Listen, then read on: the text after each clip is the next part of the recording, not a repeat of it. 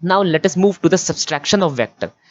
Now, without without even resolving all these vectors and using that Pythagoras theorem over here, what we can do is we can generalize the following by taking the angle method itself, by taking the use of angle. Now you know that you are saying that you are doing something like this. You are saying that you are doing something like this: a vector minus b vector, which means a vector addition with minus of b vector.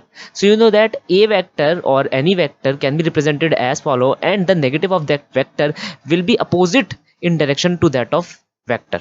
Okay, so if I'm saying that my a vector is adding up to a negative of b vector, so I can say that if this is my scenario, then this will be my resultant scenario. This will be my b vector over here, negative b vector, which will be running in the opposite direction to that of my b vector over here. Now guys, instead of taking theta, you must be considering this angle over here. And by your previous classes, you know that this angle is nothing but 180 minus theta. Fine.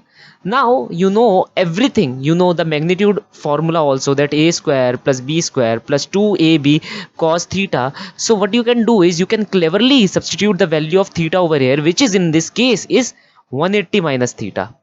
In the formula of tan alpha, just put the value of theta as 180 minus theta, and you will be landing up with all the expression you will be needing for the subtraction of the vector itself. Okay. Okay, let us solve this particular problem over here. So you are given with two vector which is having the magnitude as 10 unit and 5 unit. The angle in between both of them is 120 degree. You have to find the magnitude and the angle of the resultant vector with the vector of 10 units in magnitude. Okay, so he's saying that okay, that you are having a vector of 10 unit as its magnitude. Let us say this is my vector a. Then you are having a vector number b which is having a magnitude of 5 unit.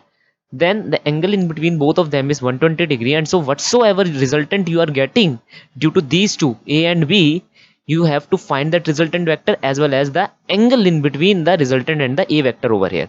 So what you can do is you can apply the direct formula over here. Okay, as I have applied a square b square plus 2ab cos theta, where theta is given to you as 120 degree. So cos 120 degree, you know that it is minus 1 by 2, basic trigonometry guys. Okay, put every value here and you will be finding the resultant. Now apply the angle formula of tan alpha, find the value of tan alpha after putting the value of theta as 120 degree. Straightforward formula you have to apply. Okay, now let us solve this also. Two vector of equal magnitude 2 are at an angle of 60 degree to each other. You have to find the magnitude of their resultant sum and the difference.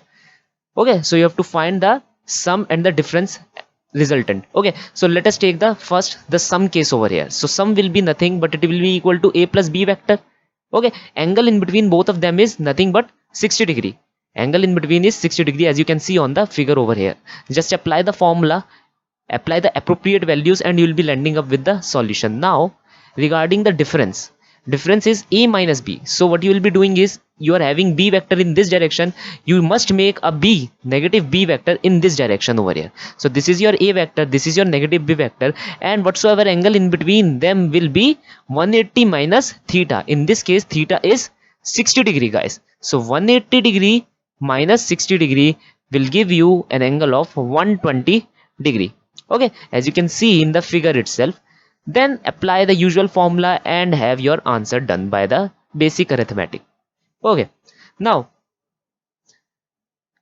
you have to find a plus b and a minus b in the following diagram as shown in the figure, where a is given to us 4 unit and b is given to us 3 unit. You guys can do it by yourself. Okay, I am leaving the solution over here. The formal solution is given in the slide itself. You can just rewind the slide or you can pause the slide to have the solution. Okay, so this is for a plus b and this is for a minus b. You can find it by yourself, just direct application of the formula. Okay, now let us discuss about the unit vector. So a unit vector, what's a unit vector actually? Unit vector is that vector which is having a magnitude of unity. Okay, it's having a unit magnitude and its point in a particular direction. Now how can you represent a unit vector? First of all, let us say that you are having a vector a vector which is having three component, or let us say that it is having two component only. Okay, a1 and a2, which represent the component of this vector. Okay, now if you want to represent your vector a vector as a unit vector, what you should be doing is, you must add a cap on top of it. Instead of having this arrow sign, you must add a cap on top of it.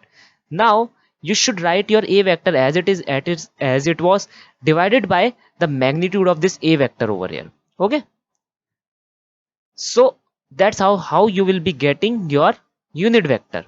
Now this unit vector which you are getting over here is having no dimensions and unit. Okay, so it's a good example that vector, this is a kind of vector which does not have any kind of dimension or unit associated with it, because the unit will be cancelled out. For example, if you are taking the velocity, then this a vector will be having a unit of velocity, and a magnitude, the scalar quantity, will be having a unit of velocity, and they both will be cancelled out by each other. Okay, so this vector won't have any kind of unit associated with it. Now the most common example is I cap, j cap and k cap, guys. I cap is the unit vector which follows our x-axis, j cap is the unit vector which follows our y-axis, and k cap is the vector which follows our z-axis, guys. Okay, now the question is saying that you are having a unit vector along east, which is defined as I cap. A force of 10 to the power 5 dynes act westward. You have to represent this force in the form of unit vector. So you know that my force is acting in the west direction, my vector is in the east direction. So if I have to represent my force, then it must be in accordance to my unit vector itself, which is acting in the east direction, but my answer should be in the west direction. Okay, so it's nothing, it will be the negative of this vector. Okay, so I can say that minus of I cap will be the vector in which my force will be acting, and the magnitude will be 10 to the power 5 as given to me. Fine with that?